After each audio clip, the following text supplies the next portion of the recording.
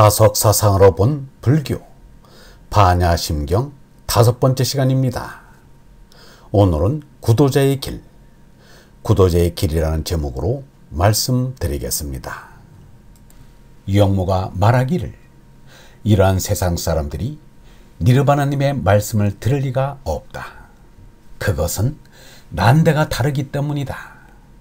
이 땅 위에 사는 짐승처럼 식색을 삶으로 하는 짐승인 죄나의 사람은 니르바나님의 말씀을 모른다.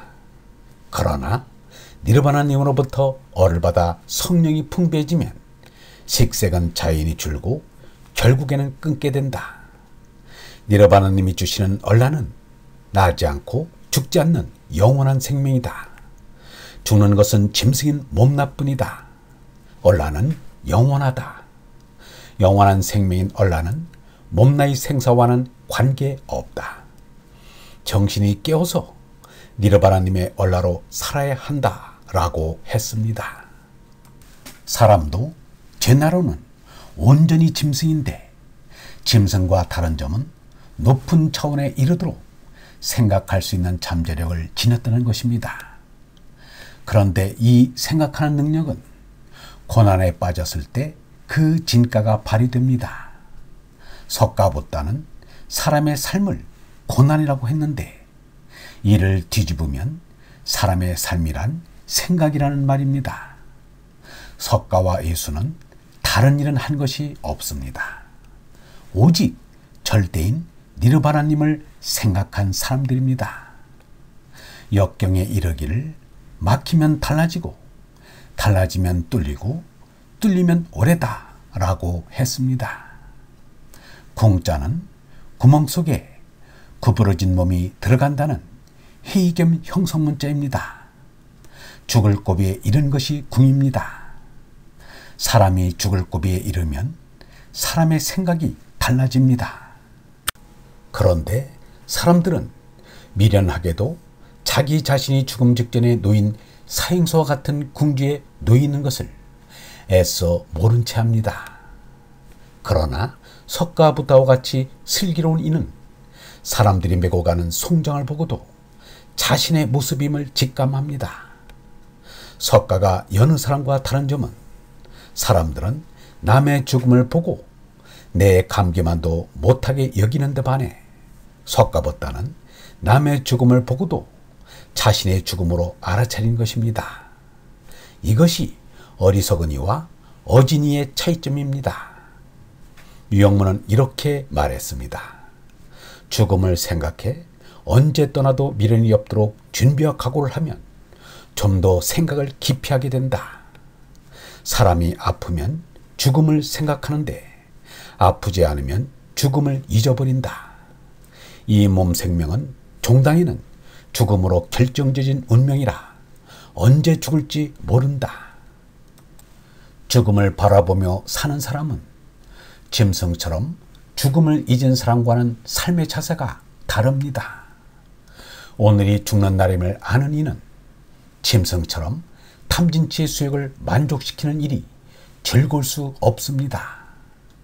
한 가수가 부른 남녀의 성애를 애천하는 노래에 대해 어느 종교단체에서 음란하다고 비판을 하자 그 가수가 오히려 큰 소리를 쳤습니다. 사람들이 성을 즐기며 살고 있는데 그 사실을 노래로 부르면 왜 안 되느냐는 항변이었습니다. 예부터 그런 생각으로 산 사람이 많았습니다. 20세기에 와서는 러셀이 그 대표적인 사람일 것입니다.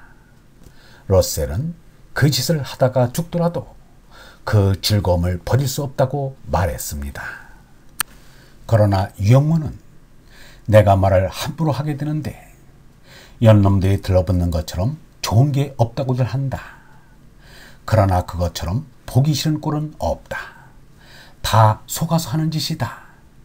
깬 세상에서는 안 하는 일이다. 짐승과는 달리 하늘에 머리 두고 사는 사람이 개와 돼지 짓을 하는 건 다 속아서 하는 일이다. 영화관 앞에 붙인 그림을 보면 두 눈깔 멀뚱멀뚱한 것들이 입을 맞추고 있다. 그게 무슨 예술이냐? 그거 참 꼴보기 싫은 것이다. 그것을 하더라도 불을 끄고 하는 거다. 그런데 대낮에 내놓고 그게 무엇이란 말인가? 그것 정말 꼴보기 싫은 거다. 두 주먹을 불끈 쥐고 그곳을 뛰쳐나와야 한다 라고 했습니다. 물방울이 언제 터질지 모르는 것처럼 사람의 몸도 언제 숨질지 모른다는 것을 아는 이는 짐승인 죄내를 의심하게 될 뿐만 아니라 그것에 대한 애착도 버립니다.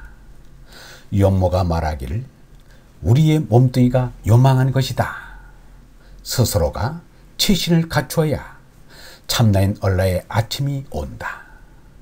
몸나를 희생함으로 몸나의 어둠이 가시고 얼라의 아침이 온다. 이것이 궁극의 믿음으로 가는 길이다. 우주 안팎의 하나의 절대자가 참나이다. 허공이요 성령인 절대자가 보낸 생명인 얼라는 절대의 아들이다. 절대자 니르바나님이 참나인 것을 깨닫고 요망한 몸내에 눈이 멀어서 애착하는 마음을 얼마나 버리느냐가 문제이다. 그래서 다시 니르바나님을 부르면서 올라간다 라고 했습니다. 이제까지 몸내에 애착하던 것이 몸나를 불신하게 되고 세상에 집착하다는 것을 세상을 싫어하게 됩니다. 인생관, 세계관이 바뀌고 거기에 따른 삶이 하나하나 다 달라집니다. 사람들은 임금은 귀하고 거지는 비천하게 생각하는데 시다르타 태자는 권력을 누리는 임금보다 빌어먹는 사마나를 더 존귀하게 여겼습니다. 사람들은 짐승처럼 가족밖에 모르는데 시다르타 태자는 가족을 구도의 장애물로 멀리했습니다. 톨스토이가 회심의 전기를 맞았을 때 그의 삶이 어떻게 달라졌는지는 그의 참여록에서 읽을 수 있습니다. 톨스토이가 달라짐에 좋은 본보기입니다. 사람은 누구나 자신이 언제 죽을지 모르는 송장 후보생인 것을 절박하게 느끼면 생명의 임자인 니르바나님을 만나 영원한 생민 얼라를 나에게 주시려는 사랑을 알게 됩니다. 그리고 이제까지 땅 위의 몸삼에 삶의 목적을 두다가 바꾸어 하늘나라의 니르바나님에게 삶의 목적을 찾게 됩니다.